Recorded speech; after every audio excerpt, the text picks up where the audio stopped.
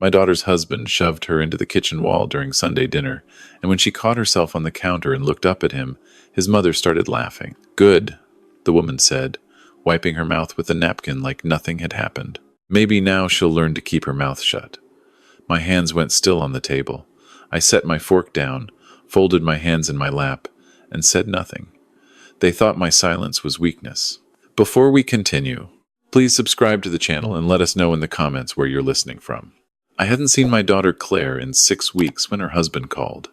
Not Claire, Derek. He said they were having the family over for dinner Saturday, 7 o'clock, and that it would mean a lot to Claire if I came. He didn't say it would mean a lot to him.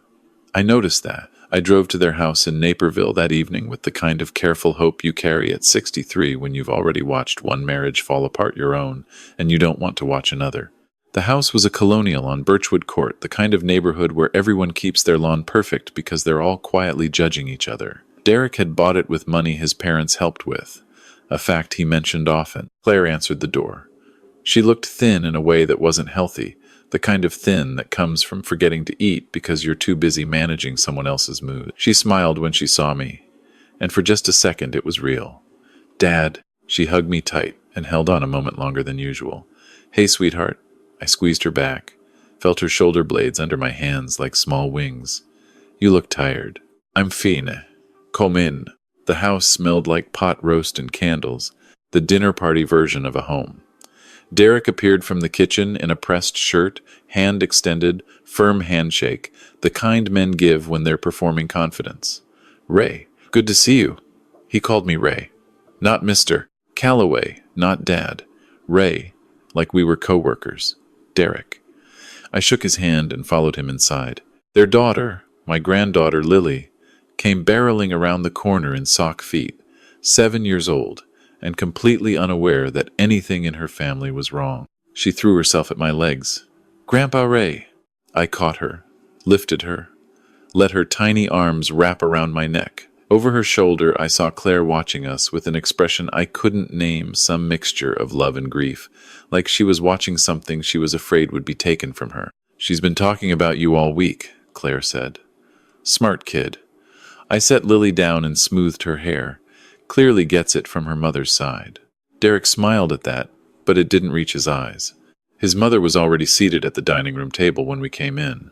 Margaret, Derek's mother, was a heavy-set woman in her late 60s who wore perfume like armor and spoke like everything she said was the final word on the subject. She looked up when I entered, offered the kind of smile you give to service workers when you're trying to remember to be polite.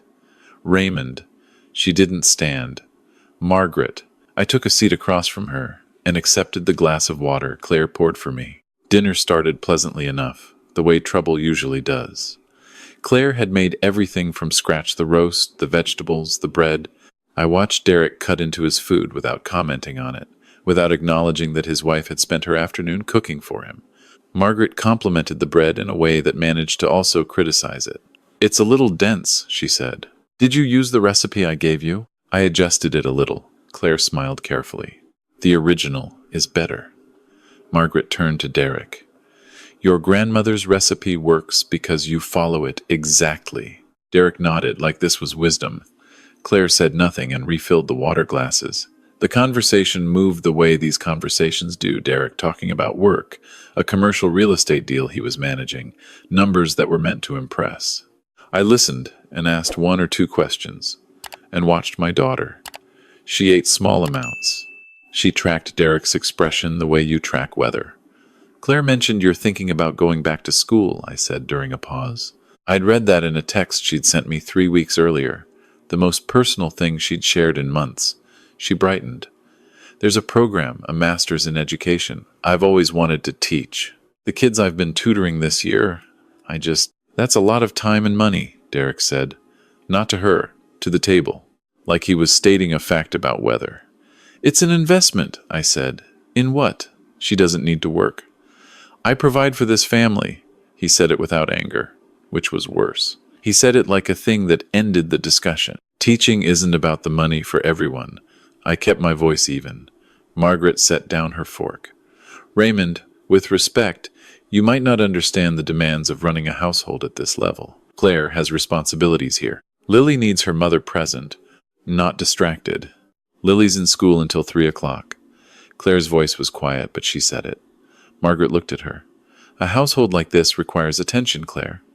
Derek works extremely hard. When he comes home, he needs... I didn't say I was quitting anything. Claire's voice stayed quiet. I said I was thinking about it.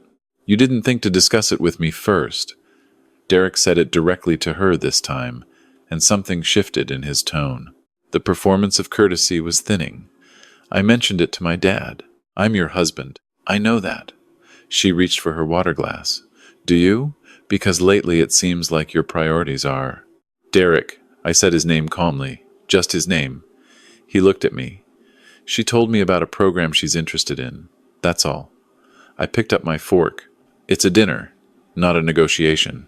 Margaret made a soft sound. Derek's jaw tightened. He looked back at his plate. Lily, who had been silently eating across from me, and clearly absorbing more than a 7-year-old should, looked at me with wide eyes. Grandpa, do you want to see my drawing after dinner? More than anything, I said. We got through the rest of the meal, but I watched things. The way Claire deferred constantly, agreeing before she'd even finished hearing Derek's sentences. The way she apologized when Lily knocked over her juice, as if it were her fault. The way Derek's hand moved when he reached for the bread, not violently, just with the careless authority of someone who had never once adjusted his movement to accommodate another person in a room. After Lily was excused from the table, Derek refilled his own wine glass without offering any to anyone else. Margaret was talking about a couple from their church. Some social drama I didn't follow, and Derek was only half listening. Claire started to say something I didn't catch what. Something about the school Lily would be moving to next year, and Derek cut her off mid-sentence.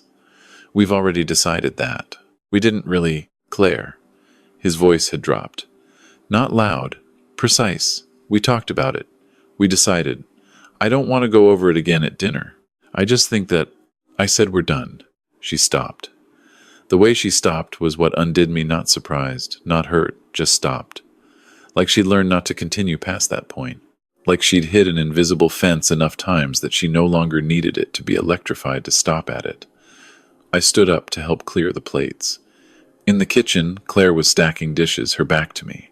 Sweetheart, I'm fine, Dad. I didn't say you weren't. She turned around and for a second her face cracked, something underneath pushing through, and then she pulled it back together. It's just the way he gets sometimes. It's not a big deal. Okay. I didn't argue. I filed it. When I came back to the dining room, Margaret was talking again, and Derek was leaning back in his chair with his arms crossed, the posture of a man who believes he owns the air in the room. I sat down. Claire came back with dessert, a pecan pie she'd made from a recipe her mother, my late wife, had used every Thanksgiving. My mother's recipe, Claire said, setting it on the table. Margaret looked at it. We're not really pie people, Claire. You know that. I thought it would be nice. It's fine. Derek waved his hand. The same casual dismissal, just for a pie this time. Claire sat down. She looked at the pie the way you look at something you worked hard on and wished you hadn't. Lily came back in from wherever she'd been and climbed into the chair next to me. Mom makes the best pie, Lily announced. She does, I agreed. It's Grandma Ellen's recipe. Claire smiled at Lily, and it was real again. What happened to Grandma Ellen? Lily asked. She passed away before you were born, sweetheart. Do I look like her? Around the eyes, I said. Same exact eyes. Derek stood abruptly to get more wine, and his chair caught the edge of the tablecloth. A water glass tipped. It wasn't serious, it didn't break, just spilled across the table toward Claire. She stood up fast, reaching for napkins. Derek, can you... I didn't do anything. He hadn't even looked at the spill yet. I know, I just need help with... Claire. His voice again. That register. Stop making everything an issue. There's water everywhere. I'm just asking. I said stop. He grabbed her arm. Not hard enough to bruise, probably. Just enough to make her go still. Just enough to tell her body what her brain already knew, that there were consequences to continuing. She went still, and then his mother looked across the table and said, There you go. You see? That's how you handle it. She gets herself wound up over nothing. She was talking to Derek, nodding approvingly, just like your father used to do with me. Firm hand. I heard my own heartbeat. clear and slow. I stood up from my chair. Margaret and Derek were looking at each other. Claire was looking at the tablecloth. Lily was looking at me. "I need to make a quick call," I said. "Excuse me." Derek barely glanced at me. Sure, he thought I was stepping away because I was uncomfortable. He thought my leaving the room was the same as surrendering it. I walked to the hallway, past Lily's drawings taped to the wall, past the school photo of Claire at age 8, past the framed picture of Derek and Margaret at some charity gala. I went to the far end of the hall where the sound of the dining room was just a murmur. I pulled out my phone. I knew exactly who to call. I'd known for 21 years that I might need to make this call for someone I loved, and I'd hoped every day that I wouldn't. Donna Hartley picked up on the second ring. She'd been a senior investigator with the Illinois Department of Children and Family Services before she moved to the Domestic Violence Division of the Cook County State's Attorney's Office. We'd worked together on 4 cases during my years as a federal judge for the Northern District of Illinois. She was thorough, relentless, and she did not waste time. Judge Calloway. She still used the title even though I'd been retired for 2 years. "This is unexpected, I know. I'm sorry for the hour." I kept my voice low. "I'm sitting in a dining room in Naperville. I've just watched a man grab his wife's arm to silence her in front of their child while his mother praised him for it. The wife is my daughter." A brief pause. "Are you safe?" Everyone is physically present. The situation isn't acute right now, but the pattern is clear. I'd spent 19 years on the federal bench. I knew what patterns looked like. I want to document what I've observed tonight and understand the options. I also want to know how to protect my granddaughter. Is there video? I glanced toward the dining room. Not yet. Illinois is a 2-party consent state for audio, but video in common areas. She paused. You know the case law better than I do. I know it well enough. I had presided over 3 domestic violence cases in my last year on the bench. I knew the difference between documentation and surveillance.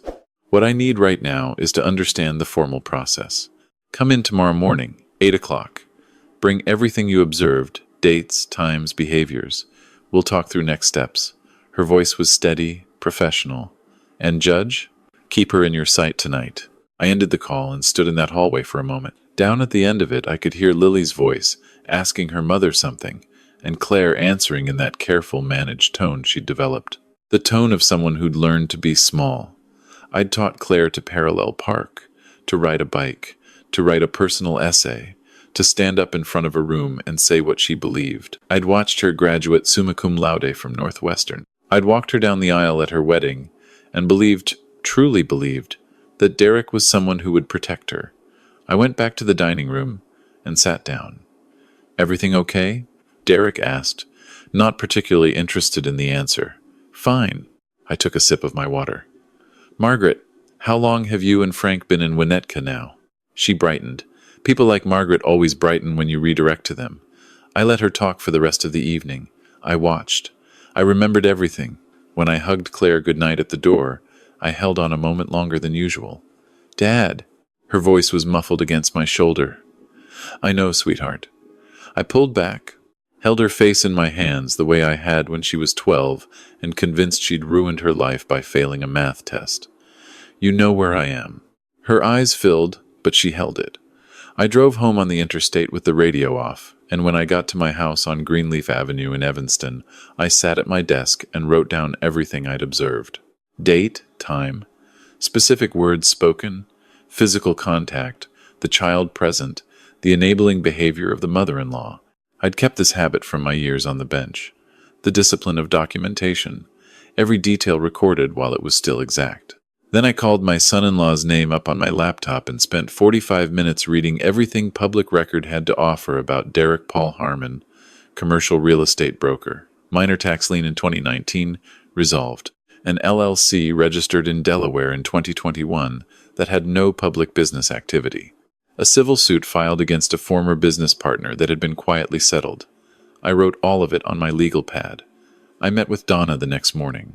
She walked me through the process documentation, filing an official report with the Domestic Violence Unit, options for a protective order, the process for DCFS involvement given that a minor was in the residence.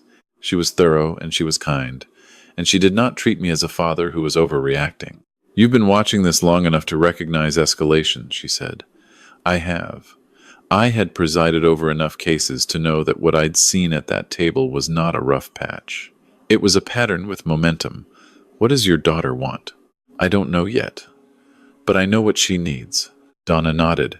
We can't move without her cooperation in most of this, but we can be ready the moment she's ready. And the documentation you're building, keep going. I went home and called Claire. She didn't answer. I texted. Just checking in. Let me know you're okay. 3 hours later, she responded. I'm fine, Dad. Please don't make this a bigger thing than it is. I didn't push. I simply waited. And while I waited, I worked. My former law clerk, a woman named Patricia Osei, who now worked in family law in downtown Chicago, agreed to take Claire's case on a preliminary basis without a retainer. She was one of the best family attorneys in Cook County, and she owed me nothing. But she'd been in my courtroom for 3 years, and she called me judge like Donna did, with a weight behind it that meant something. If and when she's ready, Patricia said. I'll be here. I went back to that LLC. A friend of mine, a retired forensic accountant named Bud Mercer, who I'd worked with on a fraud case in 2014, agreed to take a look at the public filings. He called me 4 days later. That Delaware LLC is tied to 3 properties, he said. The ownership structure is layered, but if I'm reading this right, he's been running personal expenses through it. Could be tax exposure, could be more. Can you document it? Already doing it. He paused. This is about your daughter? Yes. Then I'll be thorough. 2 weeks passed. Then 3. Claire's text stayed short. Fine. Busy. Lily's good. Derek apparently hadn't noticed anything different in my behavior at dinner, which was precisely what I'd intended. I was a retired old man who'd excused himself to make a phone call. I was the quiet father-in-law who didn't cause problems. On a Thursday afternoon in late March, my phone rang. It was a number I didn't recognize. Mr. Calloway? This is Jessica Harmon, Derek's sister. Her voice was low, like she was somewhere she didn't want to be overheard. I got your number from Claire. Hello, Jessica. I've been trying to figure out how to. She stopped. Started again. I've seen the way he is with her. For a long time. I didn't say anything because he's my brother, and I thought, maybe... I don't know what I thought. She exhaled. Last week I came over unannounced, and I saw him grab her. She had a bruise on her arm the next day. She said it was from the car door. I kept my voice neutral. Jessica, would you be willing to write down what you observed? Dates, times, exactly what you saw? Yes. No hesitation. Yes, I would.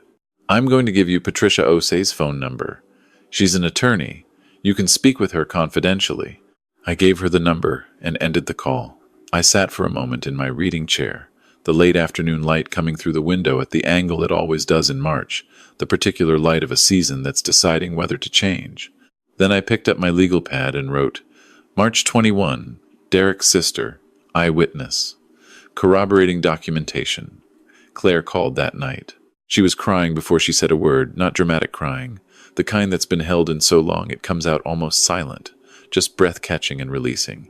Dad, I'm here. I can't keep. She stopped. Lily asked me yesterday why Daddy talks to me like that. She's 7. She used those words. Why does Daddy talk to you like that? She made a sound. I don't know what I told her. Something. I don't know. Where are you right now? In my car. In the Jewel Osco parking lot. He doesn't know I left. Can you come here? A pause. He'll want to know where I am. Tell him you needed some air. You'll be back. I kept my voice steady. Or don't tell him anything. You're an adult, sweetheart. You're allowed to go visit your father. She came. She sat at my kitchen table and I made coffee. And we talked for 3 hours. I didn't push. I asked questions and listened. I told her what I'd been building, not all of it, just enough so she knew she wasn't starting from zero, that there were people already in her corner. How? She said. I've spent a long time knowing how things work. I paused. When you were 11, you came to me with a problem at school. A teacher who wasn't being fair. Do you remember what I told you? Document everything. She almost smiled. Document everything, then use the right channel. You were a federal judge, Dad. Retired federal judge. Derek doesn't know that. She looked at her coffee cup. He thinks you were some kind of mid-level government worker. Some bureaucrat. She shook her head slightly. I never corrected him. Did I ask you to? She looked up. I've spent most of my career being more useful when people didn't know exactly what I was capable of. I set down my cup. Derek has been in that room with me twice now. He looked right at me both times. He saw a 63-year-old man with a government pension who stays quiet and doesn't push back. That's what I wanted him to see. She stared at me for a long moment. What have you been doing? Building a case. I said it simply. The way I've always built cases. Carefully, from every angle, so that when it's time to move, there's nowhere for the other side to go. She didn't speak for a while. Outside, the March wind was pushing at the windows. Patricia O'Say is one of the finest family attorneys in this state, I said. Donna Hartley at the state's attorney's office already has my full account of what I witnessed. Bud Mercer has been examining Derek's business filings. And your sister-in-law called me last week. Claire's head came up. Jessica? She's already spoken with Patricia? She's prepared to provide a sworn statement. My daughter put her face in her hands. Not from despair, I could tell the difference. She was just letting something go. Dad. Her voice was muffled. I thought I was alone in this. You have never been alone in this. I reached across and covered her hands with mine. I've been 3 miles away the whole time. She filed for divorce 3 weeks later. Derek was served on a Wednesday morning when he was leaving his office. By Thursday, Patricia had filed for a temporary order of protection supported by my statement, Jessica's statement, and photographs of the bruise on Claire's forearm that Jessica had taken on her own phone. Derek hired a prominent divorce attorney, a man named Glenn who apparently had a reputation for aggressive countertactics. Patricia had faced him before. She called me after reviewing his initial filings. He's going to argue the abuse claims are fabricated to gain advantage in the custody dispute, she said. Standard playbook.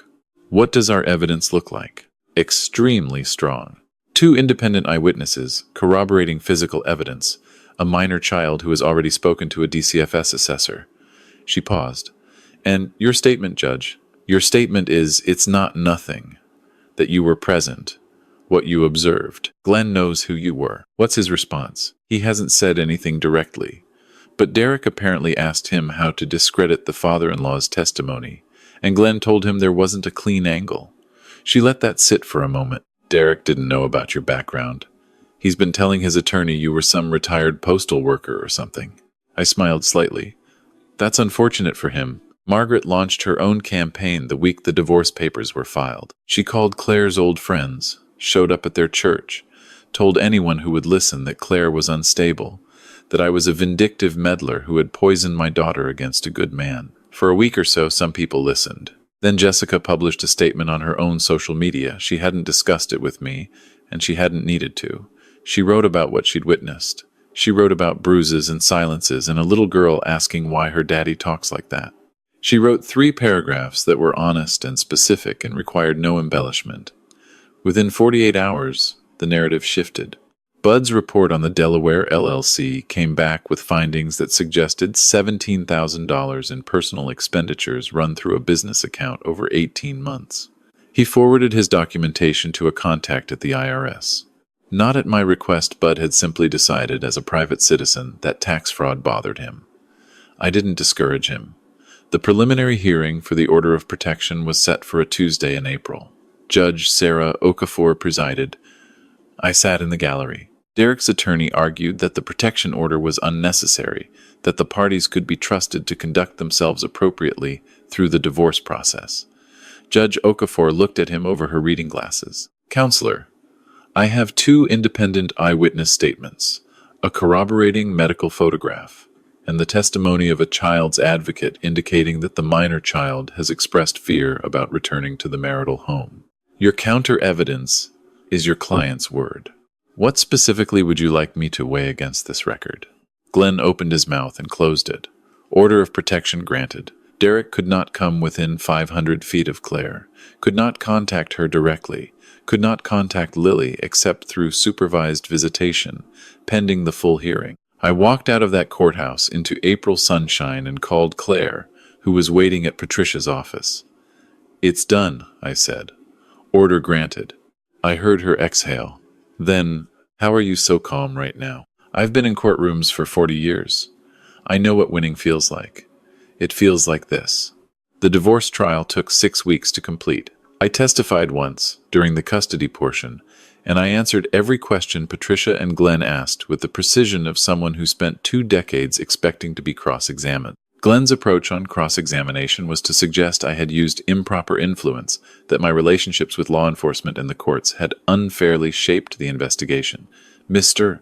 Calloway," he said, with the carefully neutral tone of someone trying to make a trap look like a question, "you made several calls in the days following that dinner. You spoke with an investigator at the state's attorney's office, a forensic accountant, and a family law attorney. Is that correct?" "Yes." "And you reached out to all of these individuals based on long-standing professional relationships?" "Yes." "Don't you think that access those kinds of relationships gave your daughter an unfair advantage?" I considered the question. "Her husband hit her," I said. "I'm not sure what the appropriate balance of advantage would look like there." Several people in the gallery made a noise. Judge Okafor didn't quite hide her expression. Glenn moved on. He didn't come back to me. The verdict came on a Thursday. Full custody awarded to Claire, with supervised visitation for Derek pending completion of a mandatory domestic violence intervention program. The marital home, which had been purchased with a down payment Derek's parents provided, went to Claire because 2 years of mortgage payments had been made from Claire's personal inheritance from her mother's estate, documented precisely in Bud Mercer's financial analysis. Lily would stay in her school, in her home, with her mother. Derek stood when the judge finished reading the verdict. His face was white and very still. He looked across the courtroom once, directly at me. I met his eyes without expression. His attorney touched his arm and steered him toward the exit. Margaret was in the gallery. She stood slowly and walked out without looking at anyone, her perfume preceding her and trailing behind her like the memory of someone who used to matter. I found Claire in the hallway. She was crying again, the real kind this time, the kind that sounds like relief. Lily was with Patricia's paralegal, coloring at a small table near the window. "Daddy." Lily held up her drawing when she saw me. It was a house with a green door and a garden, and 3 figures in the front yard. A woman with yellow hair, a little girl, a tall man with gray at his temples. "Is that us?" I asked. She nodded very seriously. "That's our house," she said, "with the garden Mommy wants." I looked at Claire over the top of Lily's head. "We're planting that garden," I said. 6 weeks later, I was sitting on Claire's back porch, watching Lily water her section of the raised bed we'd built on a Saturday afternoon, tomatoes on her end, herbs in the middle, Claire's sunflowers along the fence. The evening was warm. There was a glass of lemonade on the porch railing. "How is Derek doing?" Claire asked, not with malice. She'd stopped saying his name the way you say something that hurts and started saying it the way you say something that used to. "I genuinely don't know." I watched Lily redirect the hose to avoid drowning the basil. "That's not my business anymore." I heard Margaret move to be closer to him. "Arizona, I think." "That makes sense." She was quiet for a while. "Dad, do you regret any of it? The way you handled it?" I thought about it honestly. I regret that it was necessary. I regret that you were in that house for as long as you were, and I didn't know the full extent of it. I regret that Lily had to learn, at 7, that adults don't always say kind things to each other. I paused, but the calls I made, the documentation, the people I brought in, no, not one moment of that. You never told me. That you'd been building all of it from that first night. You had enough to carry. I picked up my lemonade. My job was to make sure that when you were ready, everything was already in place. All you had to do was say yes. She leaned her head against my shoulder, the way she used to do when she was Lily's age and the world had felt too big. "I thought I had to figure it out alone," she said quietly. "I thought that was just how it was." It never was. I put my arm around her, not even for a minute. Lily had abandoned the hose and was now crouching at the edge of the garden bed, absolutely absorbed by a caterpillar on the tomato cage. She had her mother's focus and her grandmother Ellen's eyes, and she was 7 years old and completely free. "Grandpa Ray," she called, without looking up. "Did you know caterpillars turn into butterflies inside their cocoon? Like completely liquid and then they put themselves back together?" "I did know that," I said. "That's so crazy." She touched the caterpillar gently with one finger. How do they know which parts go where? That is an excellent question, I said. We might need to look that up. She nodded seriously, satisfied that this was the honest answer. Claire laughed softly beside me. The sun was going down over the fence, the long golden light of an early summer evening, and somewhere across the city in a courtroom I used to sit in, the gears of consequence were still turning an IRS inquiry, a business audit, the slow institutional reckoning of someone who had built his power on the assumption that no one would ever look closely enough to see the seams. I hadn't destroyed Derek. I hadn't needed to. I'd simply stopped looking away. And I'd made sure the right people knew where to look. That's not revenge. Revenge is about what you feel. This was about what my daughter and granddaughter deserved. And sitting on that porch in the early summer quiet, watching Lily crouch in the garden dirt with her grandfather's patience and her mother's curiosity, I felt something I hadn't felt in years. Not victory, not vindication, just the particular, quiet satisfaction of a man who spent his whole career building cases for strangers and for once finally built one for his own. If this story meant something to you, please like this video and subscribe to the channel. Drop a comment below and tell us where you're listening from. And if you want to hear another story, click the one on the left. Thank you for being here.